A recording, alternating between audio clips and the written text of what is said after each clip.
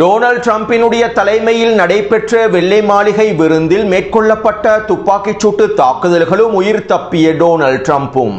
இந்த துப்பாக்கிச்சூட்டு தாக்குதல்களுக்கு பின்னால் ஈரான் இருக்கின்றதா அல்லது இது ஒரு ஃபால்ஸ் பிளாக் தாக்குதல் திட்டமா? இவை தொடர்பாக டொனால்ட் டிரம்ப் எவ்வாறான கருத்துக்களை வெளியிட்டுள்ளார்? உலகிலேயே மிகப்பெரிய ஏவுகணை தாக்குதலை மேற்கொள்வதற்கு தயாராக உள்ள ஈரான், பாகிஸ்தான் பேச்சுவார்த்தைகள் தொடர்பாக அண்டப்புழுகன் வெளியிட்டிருக்கக்கூடிய கருத்துக்களும் தோல்வியை மறைப்பதற்கான நாடகங்களும், ஈரானுக்கு எதிராக விதிக்கப்பட்டிருக்கக்கூடிய அடுத்த கட்ட பொருளாதார தடைகளும், ஈரான் மற்றும் சீனாவுக்கு இடையிலான எண்ணெய் வர்த்தகத்தை முடக்குவதற்கான வேலை திட்டங்களும், தெற்கு லெபனான் பிரதேசத்திலே மேற்கொள்ளப்பட்டு வரக்கூடிய உச்ச மோதல்களும், நெட்டன்யாகுவின் அறிவிப்பும்.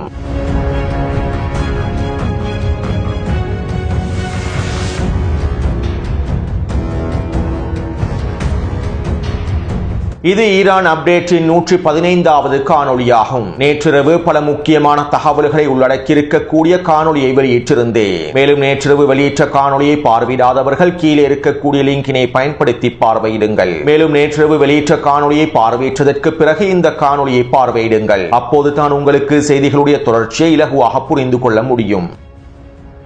ஹிஸ்புல்லா இராணுவத்திற்கு எதிரான அடுத்த கட்ட தாக்குதல்களை மேற்கொள்வது தொடர்பான, ஈரானுக்கு எதிரான அடுத்த கட்ட தாக்குதல்களை மேற்கொள்வது தொடர்பான போரமைச்சரவை கூட்டத்திற்கு பின்பு நெட்டன்யாகு விசேட காணொலி ஒன்றை வெளியிட்டிருந்தார். மேலும் குறித்த காணொலியில் நெட்டன்யாகு இவ்வாறு தெரிவித்தார்: மத்திய கிழக்கின் முகத்தை மாற்றுவோம் என நான் உங்களுக்கு வாக்குறுதி அளித்திருந்தேன். இதற்கான எல்லாவிதமான வேலை திட்டங்களையுமே தற்போது நாங்கள் மேற்கொண்டு வருகின்றோம். மத்திய கிழக்கினுடைய முகத்தை மாற்றுவதற்கான, புதிய மத்திய கிழக்கை உருவாக்குவதற்கான வேலை திட்டங்களிலேயே நாங்கள் தற்போது ஈடுபட்டுக் கொண்டிருக்கின்றோம். நான் ஜனாதிபதி டொனால்ட் டிரம்போடு ஒரு சிறப்பான உரையாடலை மேற்கொண்டிருந்தேன். இதன்போது நாங்கள் பல முக்கியமான கலந்துரையாடல்களை மேற்கொண்டிருந்தோம். நாங்கள் முழு ஒத்துழைப்போடு செயற்பட்டு வருகின்றோம். தற்போது ஜனாதிபதி டொனால்ட் டிரம்ப் ஈரானை பொருளாதார ரீதியாக நசுக்கி வருகின்றார். உச்சக்கட்ட அழுத்தங்களையும் இராணுவ அழுத்தங்களையும் வழங்கி வருகின்றார். ஈரானை சரணடைய வைப்பதற்கான எல்லாவிதமான வேலை திட்டங்களையும் வெற்றிகரமாக மேற்கொண்டு வருகின்றார். மேலும் ஈரான் சரணடையாவிட்டால் நாங்கள் மீண்டும் போர்க்களத்திற்கு திரும்புவோம். ஈரானிலே எஞ்சிருக்கக்கூடிய அனைத்தையும் முழுமையாக தரைமட்டமாக்குவோம். ஈரானுக்கு எதிரான தாக்குதல்களை ஆரம்பிப்பதிலும், ஈரான் தொடர்பான விடயங்களிலும் நாங்கள் ஒருங்கிணைப்போடு மேற்கொள்கின்றோம். ஈரானை போன்றுதான் லெபனானினுடைய நிலைமைகளும். நாங்கள் லெபனானோடு ஒரு வரலாற்று சிறப்புமிக்க ஒப்பந்தத்தை முடிப்பதற்கு தயாராக இருக்கின்றோம். லெபனானுக்கும் இஸ்ரேலுக்கும் இடையிலே இயல்பாக்கத்தை ஏற்படுத்துவதற்கு எல்லாவிதமான வேலை திட்டங்களையும் முடித்துவிட்டோம்.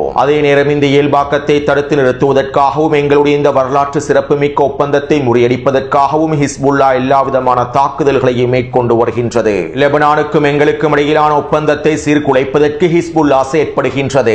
இதனால் தற்போது ஹிஸ்புல்லாவுக்கு எதிராக உச்ச தாக்குதல்களை மேற்கொள்வதற்கு நான் இஸ்ரேலிய இராணுவத்திற்கு உத்தரவிட்டுள்ளேன். தெற்கு லெபனான் பிரதேசத்திலே ஹிஸ்புல்லாவினுடைய அனைத்து தளங்களை இலக்கு வைத்தும், ஹிஸ்புல்லா உறுப்பினர்களை இலக்கு வைத்தும் உச்ச தாக்குதல்களை மேற்கொள்ளுமாறு கட்டளையிட்டுள்ளேன். நாங்கள் எங்களுடைய வடக்கு பிரதேசத்தின் பாதுகாப்பை மீட்டெடுப்போம். எங்களுடைய தாக்குதல்களை தொடர்ச்சியாக மேற்கொள்வோம். ஹிஸ்புல்லாவை முடிவுக்கு கொண்டு வருவோம். ஹிஸ்புல்லாவை நிராயுத பாணியாக்காமல் நாங்கள் லெபனானிலே தாக்குதல்களை நிறுத்தப் போவதில்லை என நெட்டன்யாகு குறித்த காணொளியில் குறிப்பிட்டிருந்தார். அத்தோடு அடுத்த மாதம் 11ஆம் திகதி நெட்டன்யாகு அமெரிக்காவுக்கு விஜயம் செய்ய போவதாகவும், டொனால்ட் டிரம்பினுடைய தலைமையில் ஜோசப் பவுனோடு லெபனானுக்கும் இஸ்ரேலுக்கும் இடையிலான இயல்பாக்க ஒப்பந்தத்தை முடிக்கப் போவதாகவும் இஸ்ரேலிய ஆக்கிரமிப்பு ஊடகங்கள் தெரிவித்துள்ளன. ஈரானுக்கு எதிரான போர் ஆரம்பிக்கப்பட்டால் நெட்டன்யாகுவின் இந்த விஜயத்தில் மாற்றங்கள் ஏற்படும் என்றும், அல்லது குறித்த தினத்திலே இந்த விஜயம் மேற்கொள்ளப்படும் என்றும் இஸ்ரேலிய ஆக்கிரமிப்பு ஊடகங்கள் சுட்டிக்காட்டியுள்ளன. அதே போன்று ஹிஸ்புல்லா இராணுவத்தினர் இஸ்ரேலிய ஆக்கிரமிப்புக்கு எதிராக தொடர்ச்சியான ஏவுகணை தாக்குதல்களை ஆரம்பித்துள்ளார்கள். யுத்த நிறுத்தத்தை மீறி இஸ்ரேலிய ஆக்கிரமிப்பு வான்வழி தாக்குதல்களை தொடர்ச்சியாக மேற்கொள்வதனால் இதற்கு பதிலடியாகவே ஏவுகணை தாக்குதல்களையும் ஆரம்பித்திருந்தார்கள். மேலும் தெற்கு லெபனான் பிரதேசத்திலே தரைவழி தாக்குதல்களிலும் ஹிஸ்புல்லா இராணுவத்தினர் ட்ரோன்களை பயன்படுத்தி, கவசதெடுப்பு ஏவுகணைகளை பயன்படுத்தி இஸ்ரேலிய ஆக்கிரமிப்பு இராணுவத்திற்கு மிகப்பெரிய இழப்புகளை ஏற்படுத்தி வருகின்றார்கள். நேற்றிரவு வெளியிட்ட காணொலியில் ஹிஸ்புல்லா இராணுவத்தினர் பயன்படுத்தக்கூடிய ட்ரோன்கள் தொடர்பான பல முக்கியமான தகவல்களை பதிவிட்டிருந்தேன். அத்தோடு நேற்றிரவும் ஹிஸ்புல்லா இராணுவத்தினர் உச்ச ஆரம்பபட்ச தாக்குதல்களை மேற்கொண்டிருந்தார்கள். தெற்கு லெபனானினுடைய எல்லை பிரதேசத்திலே நிலை கொண்டிருக்கக்கூடிய இஸ்ரேலிய ஆக்கிரமிப்பு சிப்பாய்களையும் இராணுவ தலைமைகளையும் இறக்கு வைத்து தாக்குதல்களை மேற்கொண்டிருந்தார்கள். நேற்றிரவு தேர் சிரியன், டைபே மற்றும் கியாம் ஆகிய பிரதேசங்களில் 5க்கும் அதிகமான கவசதிர் பேவுகணை தாக்குதல்களையும் ட்ரோன் தாக்குதல்களையும் மேற்கொண்டிருந்தார்கள். இந்த தாக்குதலில் மாத்திரம் 15க்கும் அதிகமான இஸ்ரேலிய ஆக்கிரமிப்பு சிப்பாய்கள் கொல்லப்பட்டும் படுகாயங்களுக்கும் உள்ளாக்கப்பட்டுள்ளார்கள். மேலும் கடந்த 24 மணித்தியாலங்களுக்குள் ஹிஸ்புல்லா இராணுவத்தினுடைய தாக்குதல்களினால் 45 இஸ்ரேலிய சிப்பாய்கள் படுகாயமடைந்திருப்பதாக இஸ்ரேலிய ஆக்கிரமிப்பு ஊடகங்கள் ஒப்புக்கொண்டுள்ளன. இஸ்ரேலிய ஆக்கிரமிப்பினுடைய வைத்தியசாலை வட்டாரங்கள் ஒப்புக்கொண்டுள்ளன. 48 மணித்தியாலங்களுக்குள் 45 இஸ்ரேலிய ஆக்கிரமிப்பு சிப்பாய்கள் படுகாயமடைந்திருப்பதாக ஒப்புக்கொள்ளப்பட்டிருப்பது இஸ்ரேலிய ஆக்கிரமிப்பு இராணுவத்திற்கு ஏற்பட்டிருக்கக்கூடிய மிகப்பெரிய இழப்புகளை உறுதி செய்கின்றன. பெரும்பாலும் இந்த 45க்கும் அதிகமானோர் படுகொலை செய்யப்பட்டிருக்கலாம். இஸ்ரேலிய ஆக்கிரமிப்பு ராணுவம் இழப்புகளை முழுமையாக மூடி மறைப்பதனால் படுகாயமடைந்த இஸ்ரேலிய ஆக்கிரமிப்பு சிப்பாய்களுடைய எண்ணிக்கையானது நிச்சயமாக 100க்கும் அதிகமாகவே இருக்கும். ஏனென்றால் ஹிஸ்புல்லா ராணுவத்தினர் ஃபைபர் ஆப்டிக் ட்ரோன்களை பயன்படுத்தி சுட்டு வீழ்த்த முடியாத ட்ரோன்களை பயன்படுத்தி வீரியமான தாக்குதல்களை மேற்கொண்டிருந்தார்கள். இவை தொடர்பான காணொலிகளையும் டெலிகிராம் சேனலில் பதிவிட்டிருந்தேன். இவ்வாறு இஸ்ரேலிய ஆக்கிரமிப்பு சிப்பாய்கள் இலக்கு வைத்து மேற்கொள்ளப்பட்டிருக்கக்கூடிய டசன் கணக்கான ட்ரோன் தாக்குதலினால் அதிகளவான இழப்புகளை இஸ்ரேலிய ஆக்கிரமிப்பின் தரைப்படையினர் சந்தித்துள்ளார்கள். இதன் விளைவாகவே படுகாயமடைந்தவர்களுடைய கொல்லப்பட்டவர்களுடைய எண்ணிக்கையும் அதிகரித்துள்ளது. மேலும் இந்த தாக்குதல்களுக்கு பின்பே தற்போது நெட்டன்யாஹூ தெற்கு லெபனான் பிரதேசத்தில் உச்ச வான்வழி தாக்குதல்களை மேற்கொள்ளுமாறு உத்தரவிட்டுள்ளார். இந்த உத்தரவுக்கு அமைவாக இஸ்ரேலிய ஆக்கிரமிப்பு ராணுவம் தற்போது தெற்கு லெபனான் பிரதேசத்திலே காப்பட் குண்டு தாக்குதல்களையும் ஆரம்பித்துள்ளது. குடியிருப்பு பிரதேசங்களை தரைமட்டமாக்குவதற்காகவும் ஹிஸ்புல்லாவின் ரத்வான் படைப்பிரிவுகளுக்கான ஆதாரங்களை அளிக்கும் நோக்கத்தோடுமே இந்த தாக்குதல்கள் ஆரம்பிக்கப்பட்டுள்ளன. மேலும் இன்று காலையிலிருந்து ஹிஸ்புல்லா ராணுவத்தினரும் வீரியமான பதிலடி தாக்குதல்களை மேற்கொண்டு வருகின்றார்கள். தெற்கு லெபனான் பிரதேசத்திலே டசன் கணக்கான ரத்வான் படைப்பிரிவுகள் களமிறக்கப்பட்டு முழுமையான வீரியமான தாக்குதல்களை மோதல்களை மேற்கொண்டு வருகின்றார்கள். அடுத்து டொனால்ட் ட்ரம்பினுடைய நிர்வாகம் ஈரானுக்கு உச்சழுத்தங்களை வழங்கும் நோக்கத்தோடு அடுத்த கட்ட பொருளாதார தடைகளையும் விதித்துள்ளது. ஒவ்வொரு வாரமும் ஈரானுக்கு எதிரான பொருளாதார தடைகள் தொடர்ச்சியாக விதிக்கப்படுகின்றன. இதற்கமைவாகவே இந்த வாரமும் ஈரானுக்கு எதிரான அடுத்த கட்ட பொருளாதார தடைகள் விதிக்கப்பட்டுள்ளன. ஈரானின் எண்ணெய் வர்த்தகத்தோடு சம்பந்தப்பட்டிருக்கக்கூடிய பல நிறுவனங்களுக்கு எதிராகவும் தனிநபர்களுக்கு எதிராகவும் இந்த பொருளாதார தடைகள் விதிக்கப்பட்டுள்ளன. மேலும் தற்போது இந்த பொருளாதார தடைகளில் சீனாவுக்கும் ஈரானுக்கும் இடையிலான எண்ணெய் வியாபாரத்தை எண்ணெய் வர்த்தகத்தை முடக்கும் நோக்கத்தோடும் சில மேலதிக பொருளாதார தடைகளும் விதிக்கப்பட்டுள்ளன. அதாவது சீனாவை தளமாக கொண்டிருக்கக்கூடிய மிகப்பெரிய எண்ணெய் சுத்திகரிப்பு நிலையம் ஒன்றின் மீதும் பொருளாதார தடை விதிக்கப்பட்டுள்ளது. மேலும் ஈரானினுடைய எண்ணெயை ரகசியமாக கொண்டு செல்லக்கூடிய 40 ஷெரோஃபீட் கப்பல்களுக்கு எதிராகவும் பொருளாதார தடைகள் விதிக்கப்பட்டுள்ளன. இந்த கப்பல்களோடு சம்பந்தப்பட்டிருக்கக்கூடிய நிறுவனங்களுக்கு எதிராகவும் உச்ச பொருளாதார தடை விதிக்கப்பட்டுள்ளது. பொருளாதார தடைகள் விதிக்கப்பட்டிருக்கக்கூடிய சீனாவின் எண்ணெய் உற்பத்தி நிறுவனமானது ஒரு நாளைக்கு 4 லட்சம் எண்ணெயை உற்பத்தி செய்யக்கூடிய நிறுவனமாகும். சீனாவின் எரிசக்தி உற்பத்தியில் ஒரு மிக முக்கியமான இடத்தை பிடித்திருக்கக்கூடிய நிறுவனமாகும். எனவே ஈரான் மற்றும் சீனாவுக்கு இடையிலான எண்ணெய் வர்த்தகத்தை முடக்கும் நோக்கத்தோடு இந்த பொருளாதார தடைகள் விதிக்கப்பட்டுள்ளன. இருப்பினும் இந்த பொருளாதார தடைகளையும் தாண்டி ஈரானுக்கும் சீனாவுக்கும் இடையிலான வர்த்தக தொடர்புகள் தொடர்கின்றன. அமெரிக்காவின் உச்ச பொருளாதார தடைகளுக்கு மத்தியில் ஈரான் சீனாவுக்கு தேவையான எண்ணெய்களை தொடர்ச்சியாக வழங்கி வருகின்றது என அமெரிக்க ஊடகங்களே செய்திகளில் குறிப்பிட்டிருந்தன. அடுத்து அமெரிக்கா குர்திஸ்தான் பிரதமர் பர்சானிக்கு உச்சழுத்தங்களை வழங்கும் நோக்கத்தோடு அமெரிக்காவில் இருக்கக்கூடிய பர்சானியின் சொத்துக்களை முடக்குவதற்கான உத்தரவுகள் பிறப்பிக்கப்பட்டுள்ளன. இதற்கமைவாக குர்திஸ்தான் பிரதமர் பர்சானியினுடைய 3 வீடுகளும் இன்னும் சில முக்கியமான நிறுவனங்களும் அமெரிக்காவில் முடக்கப்பட்டிருப்பதாக தெரிவிக்கப்படுகின்றது. ஈரானுக்கு எதிரான தரைவழி தாக்குதலில் குர்திஷ் படைக்குழுக்களும் பிரிவினைவாத குழுக்களும் முழுமையாக களமிறங்க வேண்டும் என்கின்ற அமெரிக்காவின் கோரிக்கைகளுக்கு குர்திஸ்தான் பிரதமர் பர்சானி முழுமையான ஆதரவை வழங்கவில்லை. நாங்கள் யாருடைய துப்பாக்கியாகவும் இதற்கு பிறகு இருக்க போவதில்லை என்கின்ற கருத்துக்களை வெளியிட்டிருந்தார். இதனால் தற்போது அமெரிக்கா பர்சானிக்கு உச்சழுத்தங்களை வழங்கும் நோக்கத்தோடு ஈரானுக்கு எதிரான தரைவழி தாக்குதல்களில் குர்திஷ் பிரிவினைவாத குழுக்களையும் குர்திஷ் படைக்குழுக்களையும் முழுமையாக களமிறக்கும் நோக்கத்தோடும் எல்லாவிதமான வேலை திட்டங்களையும் முன்னெடுத்து வருகின்றது. அத்தோடு குர்திஸ்தான் பிரதேசத்தில் இருக்கக்கூடிய அமெரிக்க இராணுவம் ஈரானின் வடமேற்கு பிரதேசத்தில் இருக்கக்கூடிய பிரிவினைவாதிகளுக்கு எல்லை பிரதேசத்தில் இருக்கக்கூடிய பிரிவினைவாதிகளுக்கு தொடர்ச்சியான ஆயுத பரிமாற்றத்தை மேற்கொள்வதற்கான எல்லாவிதமான வேலை திட்டங்களையும் மும்முரமாக மேற்கொண்டு வருவதாக தெரிவிக்கப்படுகின்றது. இதற்கமைவாக பல வழிகளை பயன்படுத்தி ஆயுத பரிமாற்றங்களும் மேற்கொள்ளப்பட்டுள்ளன. இருப்பினும் ஈரானிய பாதுகாப்பு படைப்பிரிவினர் குர்திஸ் பிரிவினைவாதிகளையும் அவர்களிடம் இருக்கக்கூடிய ஆயுதங்களையும் அதிகளவான வெடிப்பொருட்களையும் கைப்பற்றியுள்ளார்கள். இதற்கமைவாக ஈரானினுடைய மேற்கு பிரதேசத்தினுடைய எல்லை பகுதியில் 2000க்கும் அதிகமான தோட்டாக்களையும் நூற்றுக்கணக்கான RPG ஏவுகணைகளையும் கொண்டிருக்கக்கூடிய 11 பேரை கைது செய்துள்ளார்கள். அமெரிக்க ராணுவத்தின் மூலமாகவே இவர்களுக்கு தேவையான ஆயுதங்கள் வழங்கப்பட்டிருப்பதாகவும் குர்திஸ்தான் பகுதியில் இருக்கக்கூடிய அமெரிக்க ராணுவத்தின் மூலமாகவே இவர்களுக்கு தேவையான ஆயுதங்கள் வழங்கப்பட்டிருப்பதாகவும் தெரிவிக்கப்படுகின்றது. அதேபோன்று கடந்த 48 மணித்தியாலங்களுக்குள் ஈரானின் மேற்கு பிரதேசத்திலே 75க்கும் அதிகமானோர் கைது செய்யப்பட்டுள்ளார்கள். இவர்கள் அனைவரும் குர்திஸ் பிரிவினைவாதிகளோடு சம்பந்தப்பட்டிருக்கக்கூடிய நபர்கள் என உறுதி செய்யப்பட்டுள்ளது. அதேபோன்று மேற்கெல்லை பிரதேசத்திலே இயங்கி வந்த 5 கடத்தல் கும்பல்களையும் கண்டுபிடித்து கைது செய்துள்ளார்கள். இவர்களிடமிருந்தும் அதிகளவான RPG ஏவுகணைகளும் துப்பாக்கிகளும் வெடிகுண்டுகளும் வெடிமருந்துகளும் கண்டுபிடிக்கப்பட்டுள்ளன. அதேபோன்று ஈரானினுடைய கெர்மன்ஷா பிரதேசத்திலே 155 நபர்களை கைது செய்துள்ளார்கள். இவர்கள் அனைவரும் குர்திஸ் பிரிவினைவாத கும்பல்களோடு சம்பந்தப்பட்டிருக்கக்கூடிய நபர்கள் என்றும் இவர்களிடத்திலிருந்து வெடிமருந்துகளும் வெடிகுண்டுகளும் வெடிப்பொருட்களும் கண்டுபிடிக்கப்பட்டுள்ளன. அதேபோன்று சட்டவிரோத ஆயுத வியாபாரத்தில் ஈடுபட்டிருந்த 144 பேரை பசிச் படைப்பிரிவினர் கைது செய்துள்ளார்கள். இந்த 144 பேரும் ஈராக்கின் குர்திஸ்தான் பிரதேசத்திலிருந்து ஈரான் எல்லை பிரதேசத்தினூடாக ஆயுதங்களை பரிமாற்றம் செய்வதற்கு முழுமையான வேலை திட்டங்களையும் ஆதரவையும் வழங்கியிருப்பதாக தெரிவிக்கப்படுகின்றது. கூதஸ்தான் பிரதேசத்திலே மொசாட் அமைப்போடு சம்பந்தப்பட்டிருக்கக்கூடிய 4 மொசாட் உளவாளிகளையும் கைது செய்துள்ளார்கள். இவர்களிடமிருந்து ட்ரோன்கள் மற்றும் IED வெடிகுண்டுகள் கண்டுபிடிக்கப்பட்டுள்ளன, கைப்பற்றப்பட்டுள்ளன. அதேபோன்று மேற்கு பிரதேசத்திலே வெடிகுண்டுகளை தயாரிக்கக்கூடிய தளங்களையும் கைப்பற்றியுள்ளார்கள். இராணுவ தளங்களுக்கு எதிராக தாக்குதல்களை மேற்கொள்வதற்கான வெடிகுண்டுகளை தயாரிக்கக்கூடிய தளங்களை கைப்பற்றியுள்ளார்கள். பிரிவினைவாத குழுக்கள் ஒன்றிணைந்து இந்த தளத்தை நடத்தி இருப்பதாகவும் தெரிவிக்கப்படுகின்றது. அத்தோடு இவை அனைத்தும் கடந்த 48 மணித்தியாலங்களுக்குள் மேற்கொள்ளப்பட்டிருக்கக்கூடிய சம்பவங்களாகும். அதாவது 2 வார யுத்த நிறுத்தத்தினை டொனால்ட் ட்ரம்ப் அறிவிக்கப்பட்டதற்கு பின்பே இந்த பிரிவினைவாத கும்பல்களுக்கான கடத்தல் கும்பல்களுக்கான மொசாட் உளவாளிகளுக்கான ஆயுத பரிமாற்றம் நடைபெற்றுள்ளது. 2 வார யுத்த நிறுத்தத்தினை பயன்படுத்தி அமெரிக்காவும் இஸ்ரேலிய ஆக்கிரமிப்பும் ஈரானின் மேற்கு பிரதேசத்திலே பிரிவினைவாத குழுக்களை பயன்படுத்தி இவ்வளவு வேலை திட்டங்களை மேற்கொண்டுள்ளன.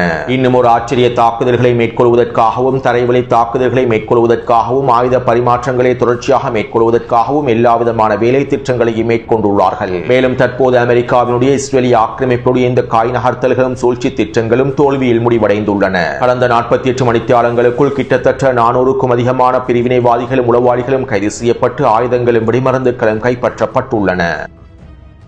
அடுத்து கடந்த 2 நாட்களுக்கு முன்பு சவுதி அரேபியாவுக்கு விஜயம் செய்த தம்பி ஜூலானி சவுதி அரேபியாவிலிருந்து ஐக்கிய அரபு அமீரகத்திற்கு விஜயம் செய்திருந்தார். இதன்போது ஐக்கிய அரபு அமீரகத்தினுடைய போர் விமானங்கள் பாதுகாப்புக்காக களமிறக்கப்பட்டிருந்தன. மேலும் தம்பி ஜூலானியோடு சேர்த்து குறித்த போர் விமானங்கள் தொடர்பான காணொளிகளும் வெளியாக இருந்தன.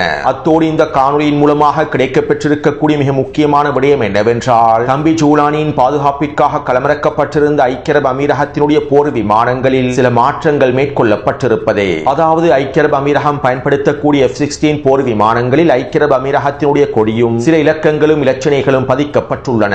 ஆனால் தம்பி ஜூலானியின் வருகையின் போது பயன்படுத்தப்பட்ட ஐக்கிய அரபு அமீரகத்தினுடைய போர் விமானங்களில் ஐக்கிய அரபு அமீரகத்தினுடைய கொடியும் இலச்சினைகளும் ஏனைய தகவல்களும் முழுமையாக மூடி மறைக்கப்பட்டுள்ளன. நிறம் பூசி இவற்றை முழுமையாக மூடி மறைத்துள்ளார்கள். அதாவது ஈரானுக்கு எதிரான தாக்குதல்களில் ஐக்கிய அரபு அமீரகத்தினுடைய போர் விமானங்கள் பங்கு பற்றியுள்ளன.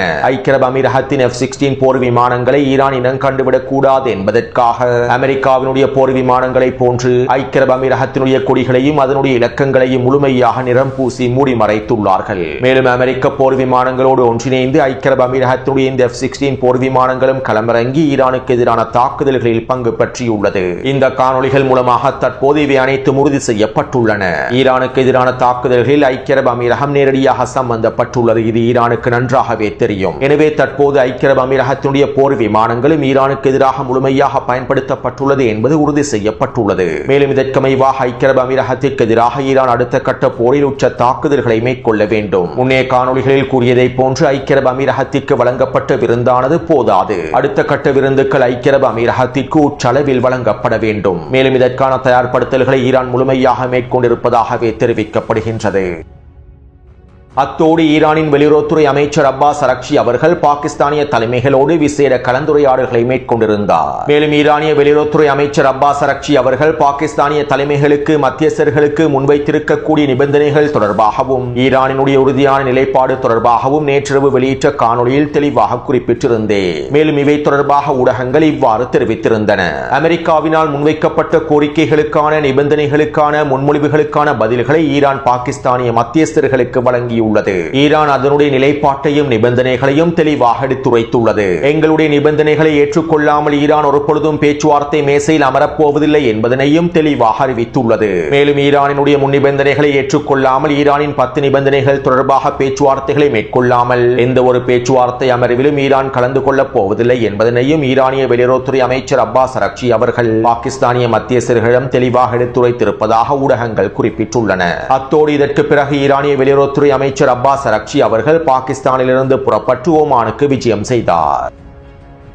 இப்படியான நிலைமையில் நேற்றிரவு டொனால்ட் ட்ரம்ப் ஊடகங்களிடம் இவ்வாறு தெரிவித்தார். ஈரானியர்களை சந்திப்பதற்காக பாகிஸ்தானுக்கு செல்லவிருந்த என்னுடைய பிரதிநிதிகளுடைய பயணத்தை நான் ரத்து செய்துவிட்டேன். இந்த பயணத்தில் அதிக நேரம் வீணாகின்றது, அதிக வேலைகளை செய்ய வேண்டியுள்ளது. இதனால் நான் என்னுடைய பிரதிநிதிகளை பாகிஸ்தானுக்கு செல்ல வேண்டாம் என கூறிவிட்டேன். அதே நேரம் ஈரானிய தலைமைகளுக்கிடையிலே உள் மோதல்கள் அதிகரித்து விட்டன. யார் அவர்களுடைய தலைவர் என்று அவர்களுக்கே தெரியாது. யார் பொறுப்பில் இருக்கின்றார்கள் என்பது யாருக்கும் தெரியாது. மேலும் அவர்களுக்குள்ளே மோதலானது உச்சக்கட்டத்தை அடைந்து விட்டது. ஆனால் நாங்கள் எங்களுடைய அதிகாரத்தை முழுமையாக தக்க வைத்துள்ளோம். பேச்சுவார்த்தை மேசையில் அனைத்து அட்டைகளும் எங்களிடம் தான் இருக்கின்றன. அவர்களிடம் எந்த விதமான அட்டைகளும் இல்லை. பேச்சுவார்த்தையில் நிபந்தனைகளை விதிப்பதற்கு அவர்களால் முடியாது. எனவே தற்போது ஈரானியர்கள் செய்ய வேண்டியது ஒன்றுதான். உங்களுக்கு பேச்சுவார்த்தை தேவை என்றால் என்னை தொலைபேசியின் வழியாக அழையுங்கள் என டொனால்ட் ட்ரம்ப் தெரிவித்துள்ளார்.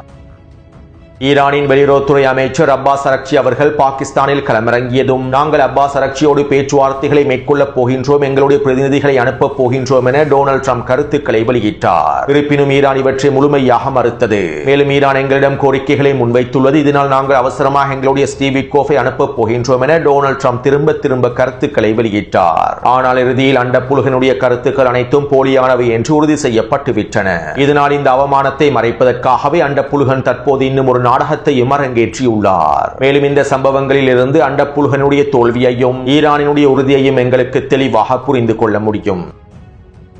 அத்தோடு பேச்சுவார்த்தைகளுக்காக பாகிஸ்தானிலே மேற்கொள்ளப்பட்டிருந்த எல்லா விதமான வேலை திட்டங்களும் தற்போது நிறுத்தப்பட்டுள்ளன. பாகிஸ்தானின் தலைநகரில் பாதுகாப்பு கட்டுப்பாடுகள் உச்சளவில் மேற்கொள்ளப்பட்டிருந்தன. கடந்த ஒரு வாரமாக பாகிஸ்தானினுடைய தலைமையகமானது பேச்சுவார்த்தைக்காக முழுமையாக தயார் நிலையில் வைக்கப்பட்டிருந்தது. ஆனால் தற்போது இந்த தயார் நிலை அனைத்தும் முழுமையாக முடக்கப்பட்டிருப்பதாகவும் பேச்சுவார்த்தைக்காக களமிறக்கப்பட்டிருந்த அமெரிக்க அதிகாரிகள், போர் விமானங்கள், விமானப்படைகள் என்பன தற்போது பாகிஸ்தானை விட்டு வெளியேறிவிட்டதாகவும் தெரிவிக்கப்படுகின்றது. இவ்வாறு பாகிஸ்தானிலே களமிறங்கியிருந்த அமெரிக்க விமானப்படைகள் மற்றும் பேச்சுவார்த்தை குழுவோடு சம்பந்தப்பட்டிருக்கக்கூடிய அனைவரும் தற்போது பாகிஸ்தானை விட்டு வெளியேறியிருப்பது பேச்சுவார்த்தைகள் முழுமையாக முடக்கப்பட்டு விட்டன, தோல்வியில் முடிவடைந்து விட்டன என்பதனை உறுதிப்படுத்துகின்றன.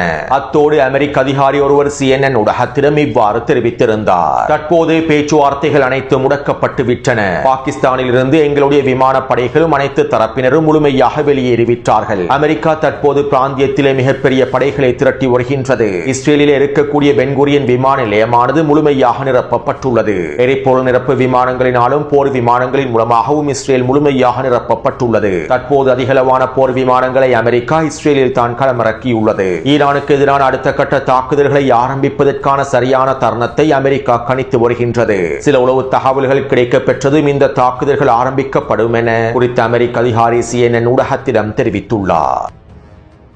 இதைத் தொடர்ந்து ஈரானிய ராணுவ தலைமைகள் இவ்வாறு தெரிவித்துள்ளார்கள். மேற்காசியாவில் இருக்கக்கூடிய அமெரிக்க தளங்களுக்கு எதிராக இஸ்ரேலி ஆக்கிரமிப்பின் தளங்களுக்கு எதிராக மிகப்பெரிய ஏவுகணை தாக்குதல்களை மேற்கொள்வதற்கு நாங்கள் தயாராக இருக்கின்றோம். இதுவரையிலும் யாரும் கண்டிராத வரலாற்றிலேயே மிகப்பெரிய ஏவுகணை தாக்குதலை மேற்கொள்வதற்கு நாங்கள் தயாராகவே இருக்கின்றோம். மேலும் எங்களுடைய இந்த ஏவுகணை தாக்குதல்கள் மிகப்பெரிய விளைவுகளை ஏற்படுத்தப் போகின்றன. இதற்கான அனைத்து விதமான தயார்படுத்தல்களையும் நாங்கள் மேற்கொண்டு விட்டோம். அமெரிக்காவும் இஸ்ரேலி ஆக்கிரமிப்பும் ஈரானுக்கு எதிரான தாக்குதல்களை ஆரம்பித்ததும் இந்த வரலாற்று சிறப்புமிக்க ஏவுகணை தாக்குதல்கள் ஆரம்பிக்கப்படும் என ஈரானிய தலைமைகள் அறிவித்துள்ளார்கள்.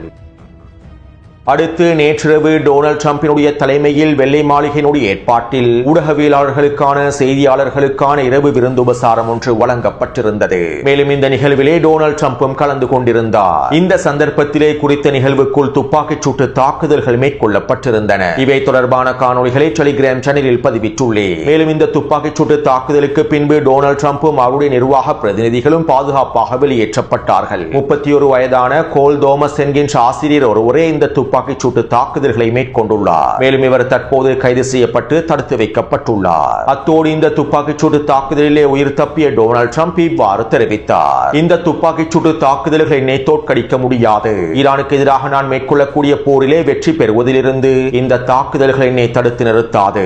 இந்த தாக்குதலுக்கும் ஈரானுக்கும் ஏதாவது தொடர்பு இருக்கின்றதா என்று எனக்கு தெரியாது. இருப்பினும் சில விடயங்கள் எங்களுக்கு நன்றாக தெரியும். நாங்கள் தொடர்ந்து சிறப்பாக செயற்படுவோம். ஈரான் ஒரு பொழுதும் அணு ஆயுதத்தினை பெற்றுக் கொள்ளாது. ஈரானை நாங்கள் முழுமையாக முடிவுக்கு கொண்டு வருவோம் என டொனால்ட் ட்ரம்ப் கருத்துக்களை வெளியிட்டிருந்தார். இந்த துப்பாக்கிச் சூட்டு தாக்குதல் தொடர்பாக டொனால்ட் ட்ரம்ப் வெளியிட்டிருக்கக்கூடிய கருத்துக்களில் ஈரான் தொடர்பாக கருத்துக்களை வெளியிட்டிருப்பதும் ஈரானுக்கு எதிரான மிரட்டல்களை வெளியிட்டிருப்பதும் இந்த தாக்குதலோடு ஈரானை சம்பந்தப்படுத்துவதற்காக மேற்கொள்ளப்பட்டிருக்கக்கூடிய முயற்சிகள் என்பதனையும் தெளிவாக புரிந்து கொள்ள முடியும். மேலும் இது ஒரு ஃபால்ஸ் பிளாக் தாக்குதல் திட்டமாகவும் இருக்கலாம். ஈரானுக்கு எதிரான அடுத்த கட்ட தாக்குதல்களை அவசரமாக ஆரம்பிப்பதற்காக மேற்கொள்ளப்பட்டிருக்கக்கூடிய திட்டங்களாகவும் இருக்கலாம். அமெரிக்கர்களை நியாயப்படுத்துவதற்காகவும் சர்வதேசத்தை நியாயப்படுத்துவதற்காகவுமே இவ்வாறான பிரச்சாரங்களும் வேலை திட்டங்களும் ஃபால்ஸ் பிளாக் தாக்குதல் திட்டங்களும் மேற்கொள்ளப்பட்டு வருகின்றன என்பதனையும் எங்களுக்கு தெளிவாக புரிந்து கொள்ள முடியும். எனவே இந்த காணொளி தொடர்பான கருத்துக்களை பதிவிடுங்கள். அடுத்த காணொளி விரைவாக பதிவிடுகின்றேன். தொடர்ந்தும் என்னுடன் இணைந்திருங்கள். நன்றி, வணக்கம்.